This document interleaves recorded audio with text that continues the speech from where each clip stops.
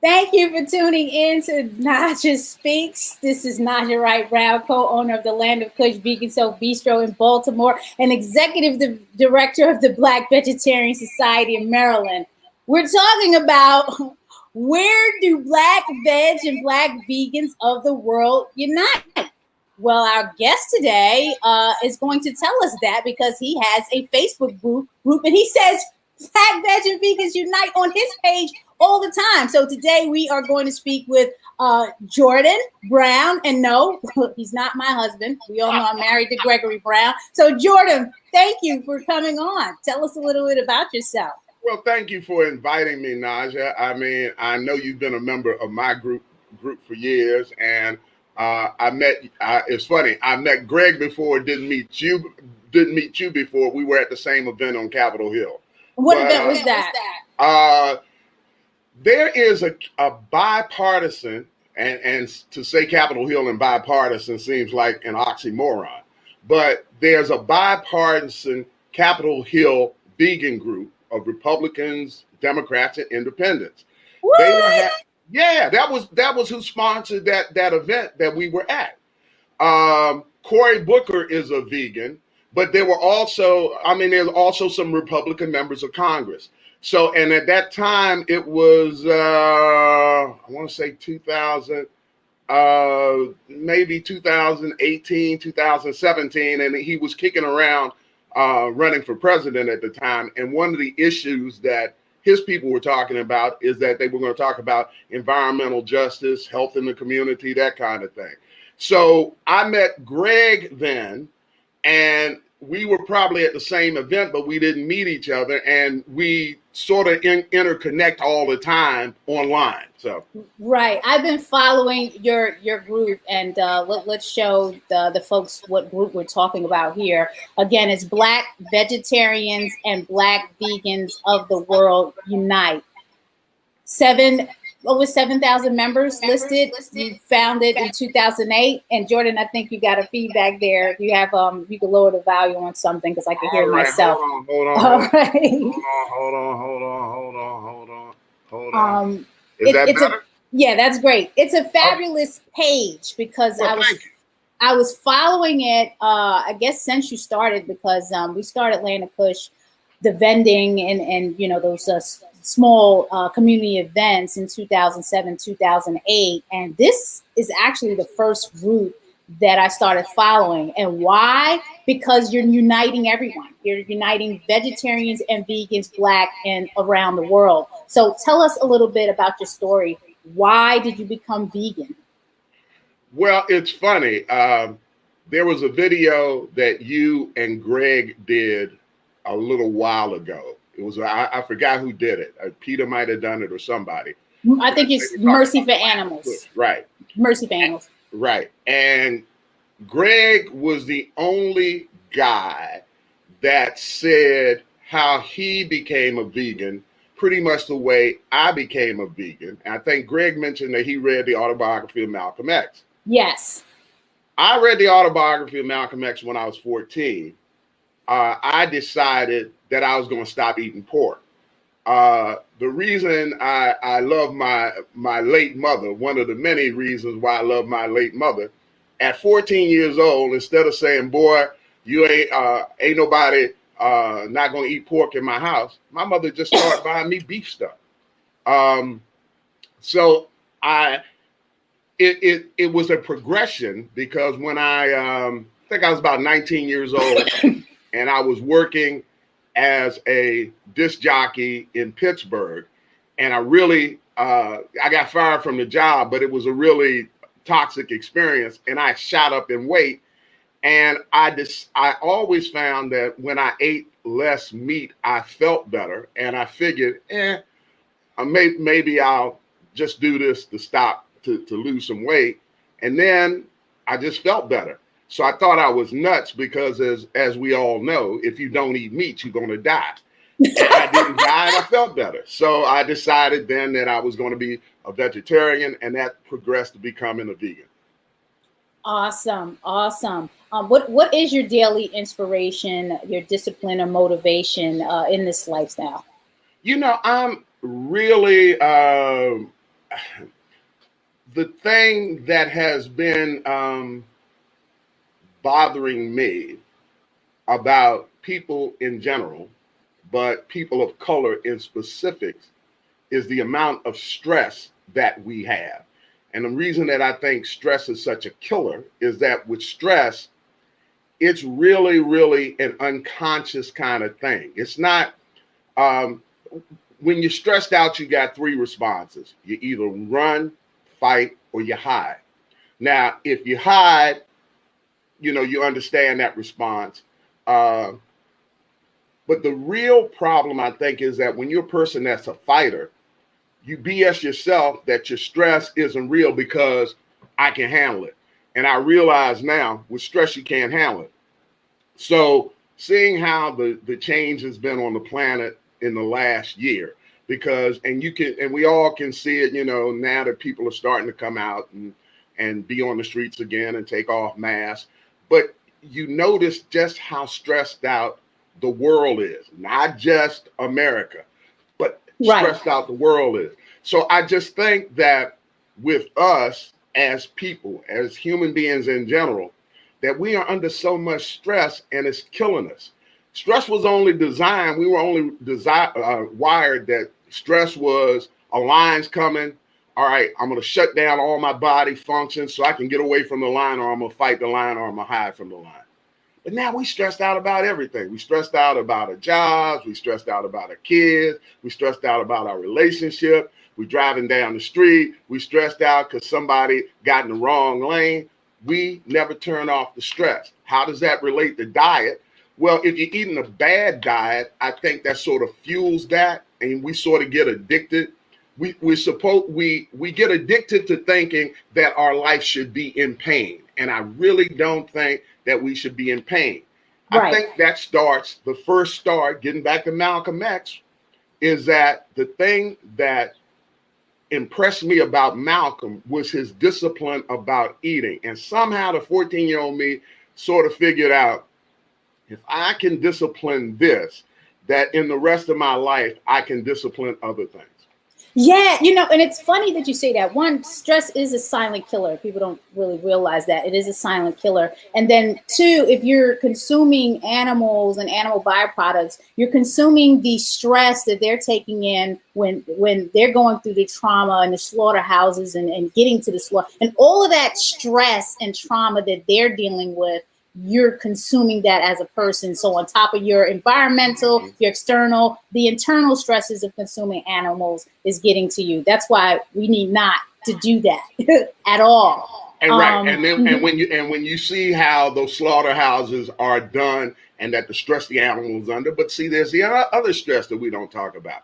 When you talk about people who've been enslaved, we have the stress and DNA of our ancestors that were on a slave ship that made a conscious choice to say, okay, whatever I'm going to deal with, I'm going to survive and come. I don't know where they're taking me, but whatever it is, I'm going to survive. We've got that DNA in us. And it's not uncommon, because if you check the DNA of people whose grandparents were Holocaust survivors, they find that in them. So what I'm saying is that there's a lot of stress that we don't know we're dealing with. How does that affect us with diet? If we are eating foods, I just always find that when you start changing your diet, your mind frame changes. You start looking at stuff different. If it's almost like when you put bad fuel in a high performance car. Right. The car ain't gonna run right. And exactly. And if somebody said to you, hey man, look, you got that bad Benz, I'm going to put 5 pounds of sugar in it. You say, man, you ain't putting 5 pounds of sugar in my Benz. However, if somebody say, hey, man, I'm going to make some Kool-Aid, what you want in it? Man, make it sweet. Make it sweet. So, Jordan, you're speaking my language, because it's garbage in, garbage out, just like computers. And I always say, you have folks driving these luxury cars, but buying cheap food and fueling their most expensive vehicle, which is your body, with this cheap fuel. Julie, thank you. She says, yes, the stress the animals face is absorbed into the body of whoever eats the animal. Exactly. I say that all the time. Your body is a temple, and what you put in it is what you're going to get out. Period. Right. End of story. So all that trauma, that stress that the animals have to go through, you know, what's the point? We don't need to eat like that. We're not going to die if we don't eat meat. The question often comes up about why are Black vegan and veg social groups needed. You started this group, the Black vegetarians and Black vegans of the world unite. Why? Why is this important?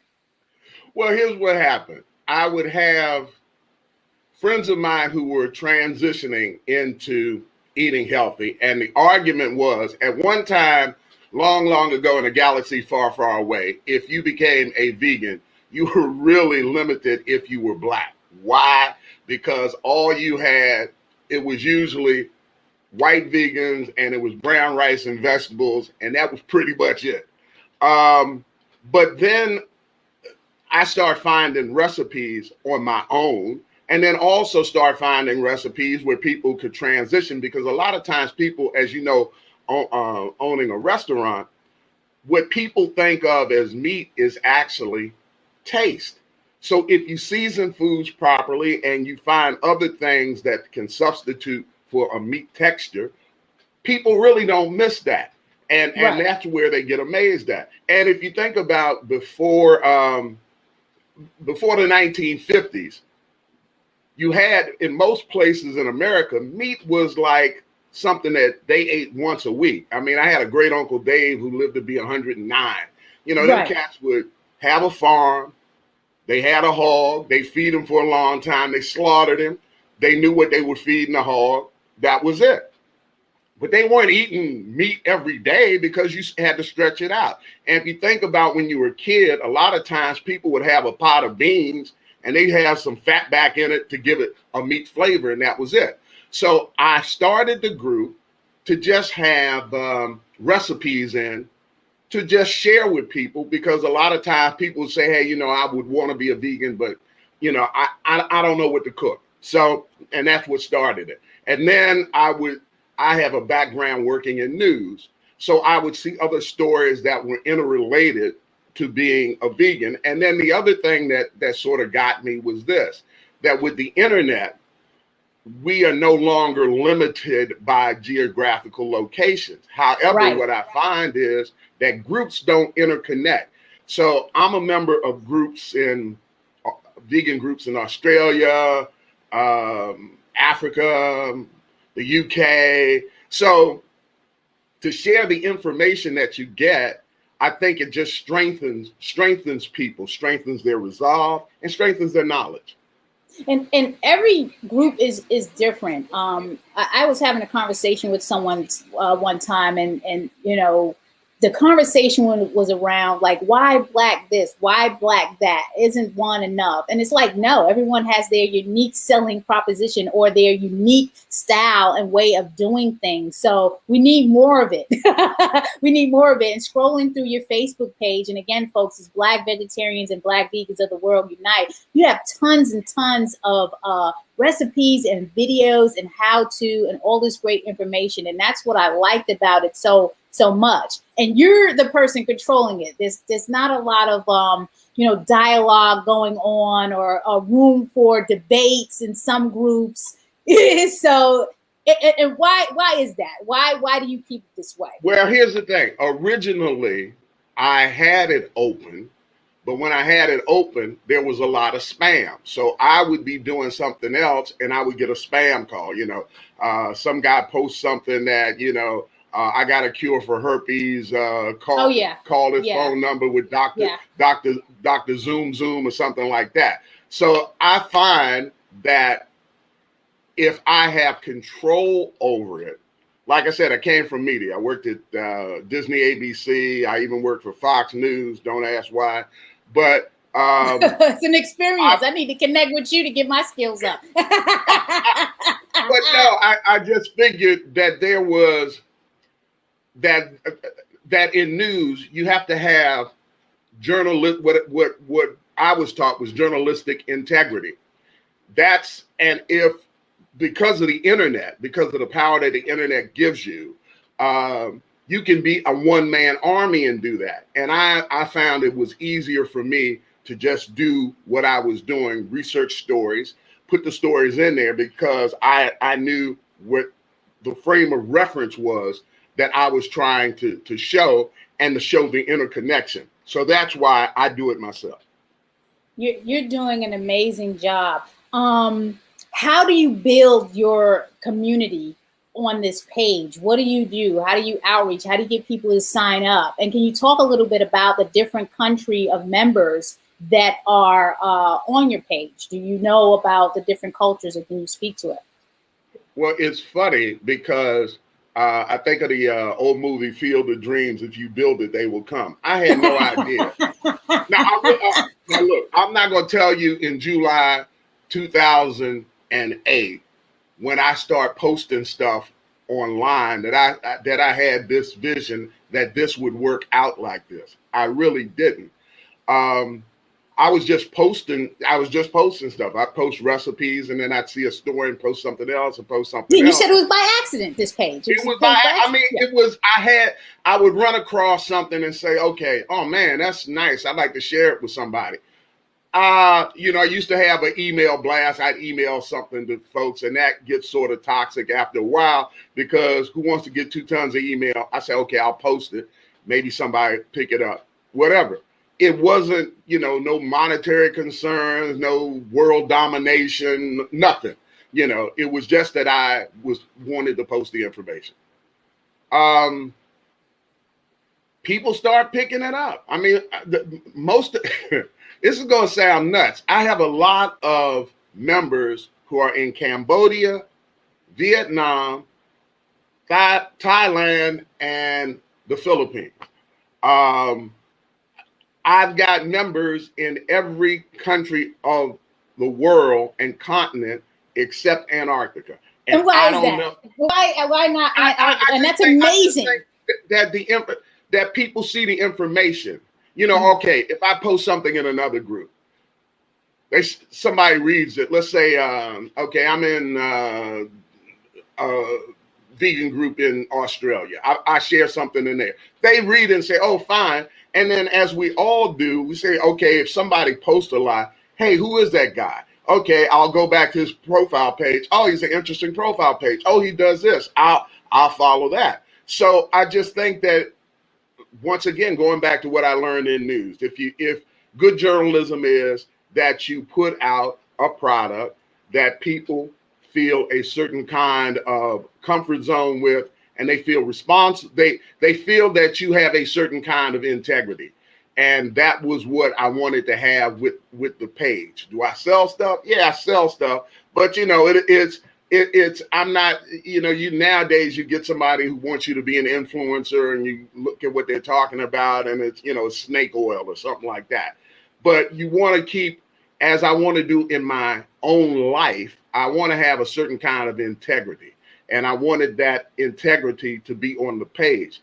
As you're like going through stuff now, like this story that I posted about Afro Germany. Yes. All right. Number one, it's most folks don't realize there's a whole bunch of black folks in Germany. 2, no, they didn't come after World War II. There have been black folks in Germany for over 100 years, because the Germans, they colonized areas of Africa. So there was a large influx of Germans, even when Hitler was there. So this is a story. It was just an interesting story to me about this sister who was the first black journalist on primetime TV in Germany. And she's talking about all of the things that she's going through. What was interesting to me, it's no different than what a sister would say if she was in Harlem.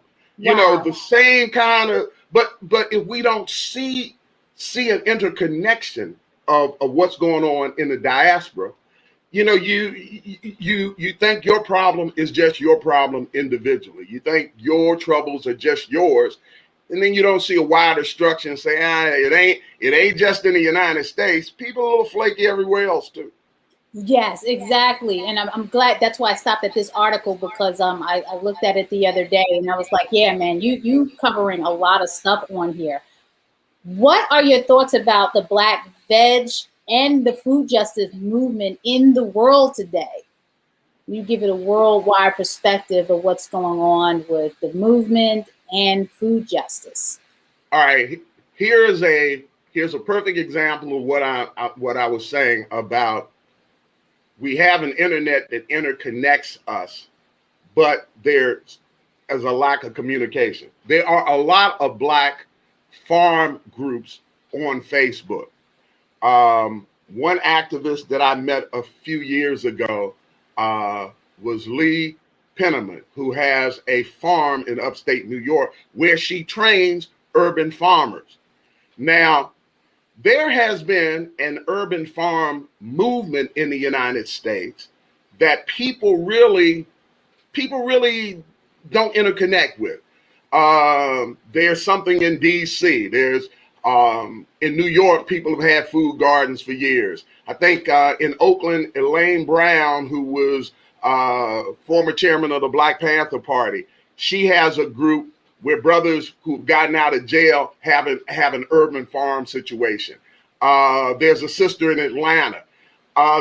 There's a whole movement of a Black farm movement where people are going back to the land. And if they were to go back to the land with small farms and do urban farming, they might be more successful. So the whole thing of a food desert can be alleviated if there was some way that we could connect all of these elements. There was a project that was done in Boston where there was a school bus, a group got an old school bus, they refitted it, and the bus goes into urban areas and they sell vegetables and healthy food. It's crazy because there's another story that I have on my page recently that somebody had the same idea in South Africa and they're doing it in South Africa. Now, these two people don't know each other. The only relationship that they would have, they didn't have the same idea and they talked to each other. It was a need. So I'm thinking that there are a lot of times when we are thinking about problems, we are not thinking about smart solutions. There's a lot of joints in the hood that can be urban farms. There are hydroponic farms. One of the things that I've done on my page in my store is to do hydroponic farms. Because when we think about what happened in the last year, I mean, this time last year, I'm sitting in Harlem and, they're telling me the city's closed and we don't know when it's going to open again. And so food, all of these things about food insecurity have been multiplied. But there are ways that we can get around that. I mean, if somebody is eating healthy and they can grow a little food and they got some beans and they got some rice, they're good. They're good.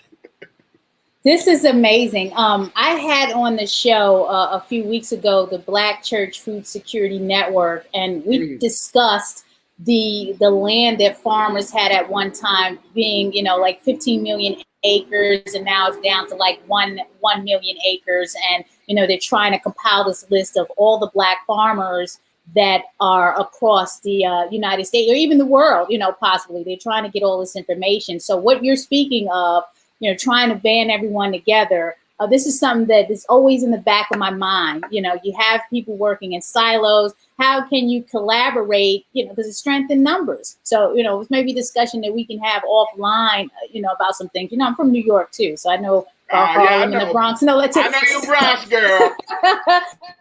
So, I mean, it's just an interesting conversation that we need to continue to have.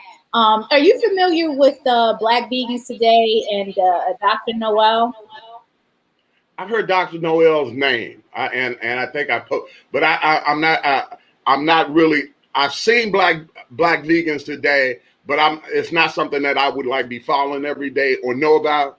But I've seen Dr. Noel's name before.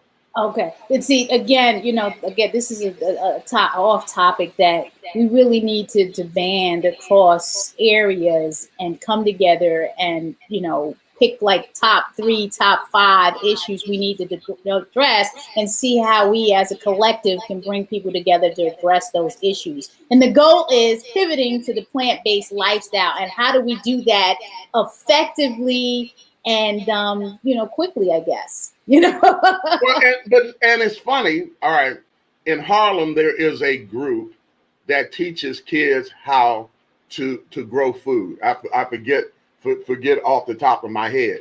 But what's happening is that this group, what they're finding is too, when people interconnect and grow food, it does some, we have a connection with the land.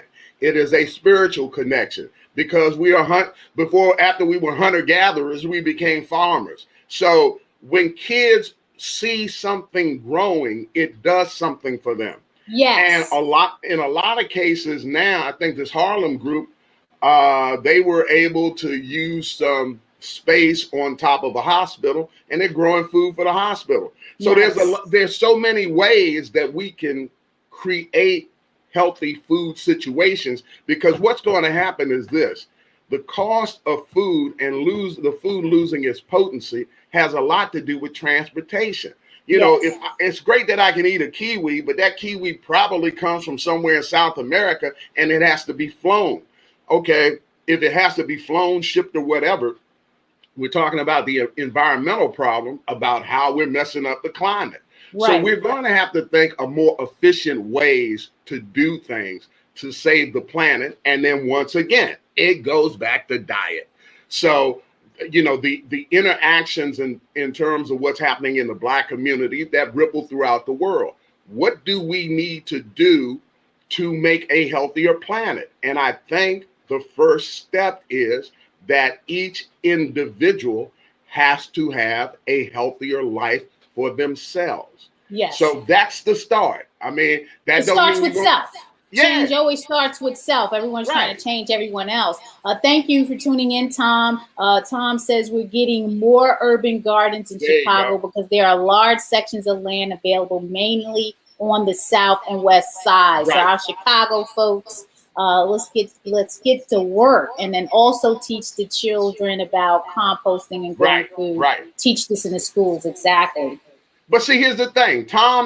What Tom is talking about, he has a group, but I'm sure Tom doesn't know about Lee Penniman, who's in upstate New York. There are urban farm groups in Detroit. I'm sure that Tom doesn't know about that. There's a brother whose name escapes me, who's been an urban farmer in Milwaukee for years. So I'm just saying that all of this information is out there, and the internet gives us a way to connect, which is why a crazy man in Harlem said, let's start a group called Black Vegetarians and Black Vegans of the World Unite. Because that way, if there was a place that you were able to share this information, that somebody could get the information. Because information, you don't know what the information might help. I don't know who's watching this now who might get a bright idea about something. But information doesn't mean anything unless we share it. And we're at a point now, a critical mass point on this planet, that we need to share as much information with each other as possible. Because if the last year has taught us anything, it should have taught us this. Everything that we thought would never happen has happened, which means anything that could happen will happen. Exactly. We can't do anything about that. So how do we stay prepared? And that is where, like I said, once again, it goes back to diet and me reading about Malcolm and me saying, hey, you know what? I need to discipline myself. Yes, we have to stay ready so we don't have to get ready. And at this time, I just want to shout out some of the sponsors that have been supporting me and my initiative, and Naijha Speaks, because again, this is a platform to share information just like we're doing now. So I want to shout out a Welfare World, Veg Fund, Women Funders in Animal Rights, Eat the Change, Nutrition Facts, Jane Unchained News, There's a whole bunch of people, supporters like you who are watching right now. I definitely appreciate all of your support. Also, Mercy for Animals, who had recently launched the People's Fund to provide funding for Black organizations that share in the mission that they have. Are you working on any special projects or any upcoming projects, Jordan? Well, for the past 6 years, my special project was taking care of my mom, who passed in March. Oh, I'm sorry to hear that. Well, I mean, the old girl lived to be 95 years old. She survived. She survived COVID. She didn't have dementia, and even a few months before she died, she was excited that I got her new sexy pajamas. So I'm good. Old girl. And our last in-depth conversation was about rehabbing the family home, and we were talking about that. But she was more excited when I talked about I was going to get her an 85-inch television set for a bedroom. That turned her on. So I while I miss her, I don't have anything that I can feel that I left on the table. Our deal was always, show me, give me my flowers while I'm here. And right. I would say, hey, baby, did I give you your flowers? She said, yeah. One time she teased me and said, why are you so good to me? I said, well, what do you mean? She said, I didn't think I was that great a mother. So I told her, I said, look, madam, I knew your mother and never said a bad word about your mother. Don't you dare say a damn bad word about mine. So now, like I said, with this happening with my mom and me doing some other stuff, I am learning how to be less stressful, because I realize the amount of stress that I have been under. And see, I realize also, too, how dangerous stress is. Because if I'm a halfway smart guy and don't feel stress when I know I'm in stressful situations, because once again, if you're stressed out, you either run, fight, or hide. I'm a fighter. I'm going to fight through it. But that ain't good either. Because what happens is, you think bullets bounce off your chest till at some point you have a breakdown, which is what I think happens to a lot of us in society, because everybody's taking on unnecessary stress. And as I said, I have a background in news, but I want to tell everybody, turn off them damn TVs, because sometimes, get information, but there's a certain point, all them talking heads are doing is regurgitating information. It ain't new information. And at a certain point, you got to find some things to sort of clear your head. So I've been doing that, because instead of trying to plan something, like I said, with this thing with Black Vegetarians of the World Unite, it was nothing that I planned. It's something that happened. But I'm starting to sort of replay my life and realize the most valuable moments of my life were stuff that was unplanned. I'll give you a perfect example. In 2014, my fallback thing is always has been that I'm an actor, real actor, SAG card, equity card. Yeah, I was going to ask you about that. Yeah, I was going to ask you about your acting and your lifestyle and how all that's working. So thanks for bringing that up. So no, but the crazy thing about that was, if COVID had happened, I would have said, what the hell, everything else is closed. I'll start auditioning, getting a play or do something, but everything was shut down. They're not filming commercials. There's no extra work on a TV show. They're not doing plays. Broadway's closed. It's all done. So I always had a fallback area.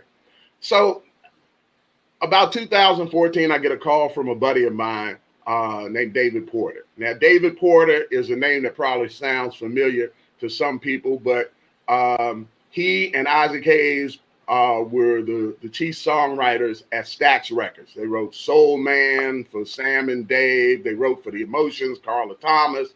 So I get a call from David.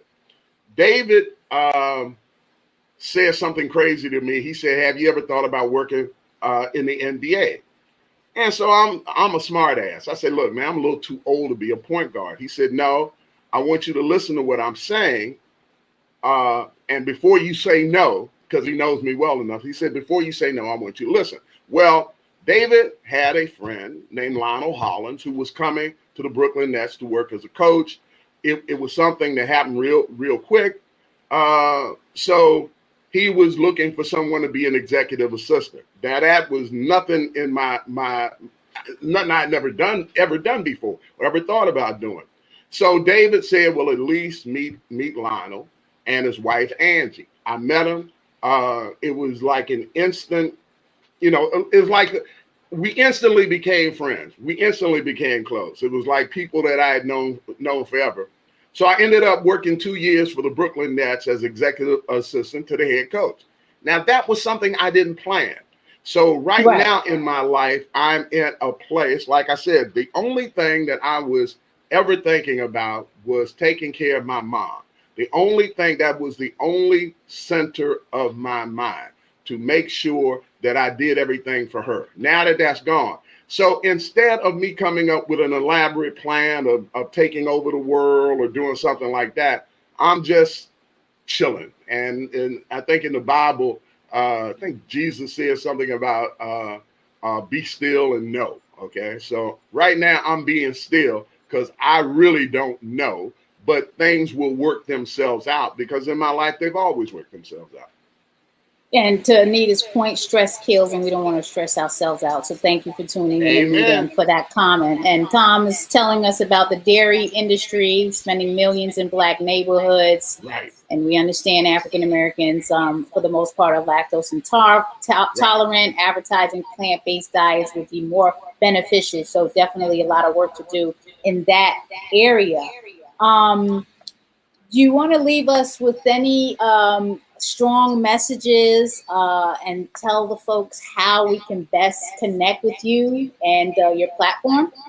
All right. Well, if you want to connect with me, just go on, you could Google me and Google Black Vegetarians and Black Vegans of the World Unite. Now, I know that is a mouthful to say. That's why we just shortened it to BvBvoTwu. So here goes the website. So if you say BvBvoTwu, that's a lot easier to say than Black Vegetarians and Black Vegans of the World Unite. It sort of rolls off your tongue better. But what I would say to everybody right now, I mean, so if you want to find me, you can find me there. She right now, Naijha's on the site for my store where there's a whole bunch of little crazy stuff that I've designed there. So that might be an interest to you. But what I really want to talk to everybody about is this, that we are living in a very, very stressful and crazy time right now. And it is not something of our own creation. It is interesting to me because change used to happen in slow increments.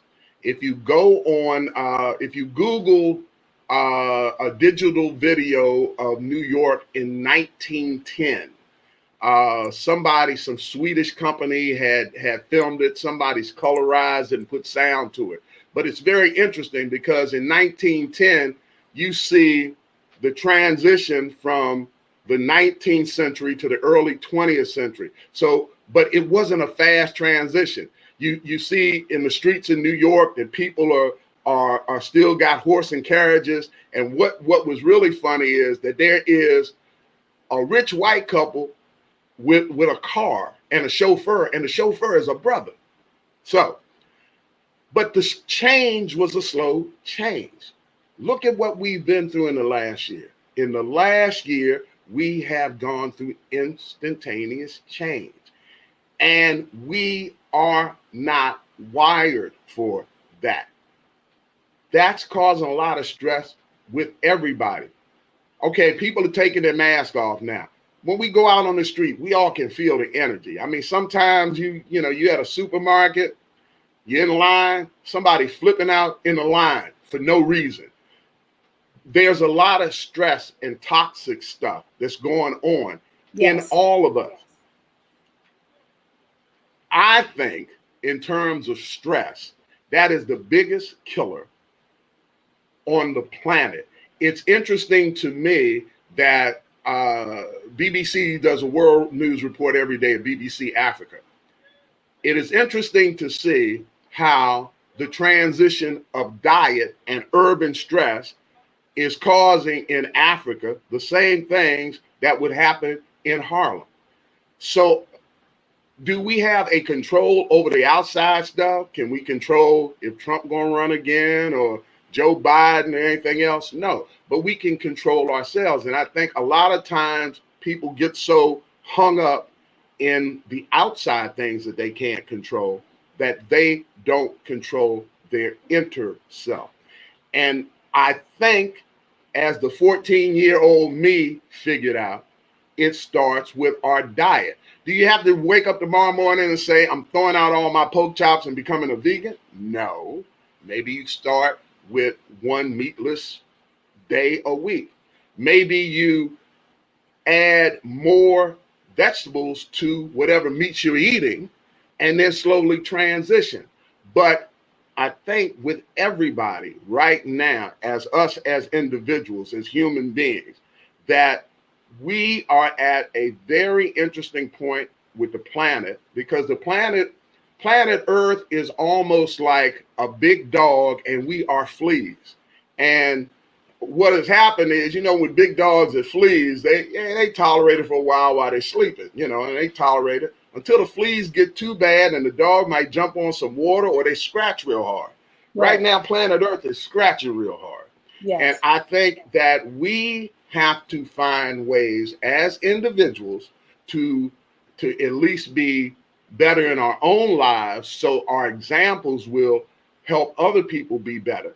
And I just think that this time, this kind of climatic change, and I'm not just talking about the environment climate, but I'm thinking about the whole planet. I think that we have to be aware that there is something more we need to do with our individual lives. And if each individual is stronger and more dedicated and more purposeful in their life, then what happens is a ripple effect that helps the planet. And I just think that right now, that, like I said, that stress thing, and I did a video. It started bothering me a few years ago. But even when you think about COVID, the folks that died of COVID, that got hit hardest with COVID, were people that were overweight, people that had compromised immune system. And when your immune system is compromised because of stress, because our bodies are wired, when we're stressed out, our bodies say, okay, we need all of this energy to focus on this problem we have. So, all right, we no digestion, no, we need all this energy for that. But it was only supposed to be for a few minutes. And we're stressed out over stuff, the crap that we created in our heads. And it ain't real. So what I'm saying is we need to all be a little more conscious about our lives for our own health. And I think if we, like you're talking about with diet. And I wanted to make a point with that, and once you finish that, I want to make a point, because there's usually a debate about why people go vegan, but finish your thought about the healthcare. But see, it was funny.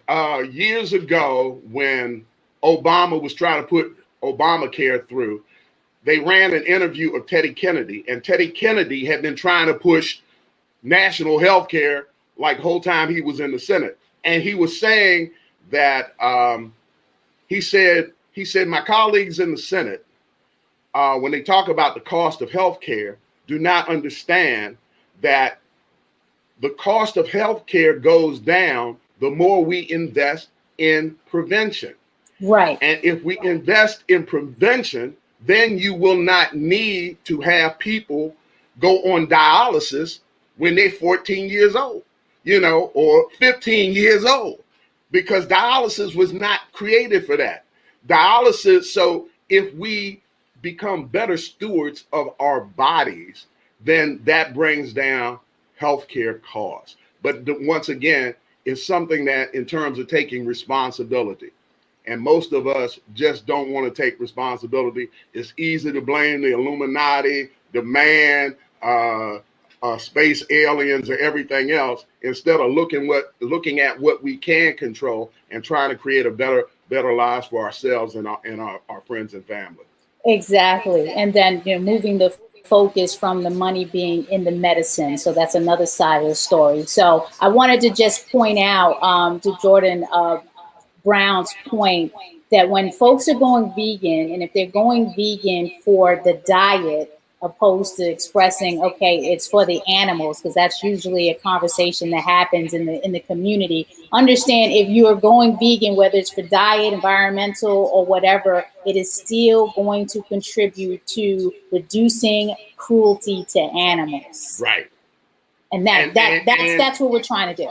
Right. And also, not only that, it creates, if you don't have these factory slaughter farms, then what happens is it improves the whole environment. I think there's somewhere in North Carolina that they have a pig slaughterhouse. Okay, the pig slaughterhouse runs over to the water in this area of North Carolina. Right. So it's an environmental issue. Yes. I mean, those kind of things, it's an interrelationship with the planet. We're part of the planet. Anything we can do to make ourselves healthier makes the planet healthier. Just think about how the planet healed itself the time that we were all locked up inside our apartments and our houses, and we weren't out on the street. You noticed that? The air cleaned up. They had in Mumbai, that has the worst air on the planet. One of the worst air on the planet. That and Beijing, the air cleared up. Animals said, "Oh, them fools ain't here." They start coming out. Exactly. So I'm just saying that when we start talking about these issues of diet and talking about animals, and we sometimes people forget that human beings are animals. You know what I'm saying? So if we're kind to each other, that'll spill over to our cats and our dogs and everybody else. Exactly. I appreciate you taking the time out to be on the show, and I want to close it out with a big thank you. And then Rodney saying, this is a great show. I love listening. Thank you for tuning in. And again, the question of where do Black veg and Black vegans of the world unite? Right here on Naijha Speaks. So make sure you subscribe, like, comment, NaijhaSpeaks.com, and continue to tune in. And also definitely go to Jordan Brown's page, Black Vegetarians and Black Vegans of the World Unite, and check out the recipes, the news, and all the stuff and content that he has on this page. It's a great page. You're going to love it. Monday, June 14th, Keep It Fresh Day Fest. Go to keepitfresh.org. I'll be talking about that every time I'm on Naijha Speaks up until the day of the event. So please go to keepitfresh.org. Sign up for that, because we are going to be keeping you fresh. Thank you for tuning in, everyone. Love you. Be safe, stay well, and stay blessed. Have a good one. Bye-bye.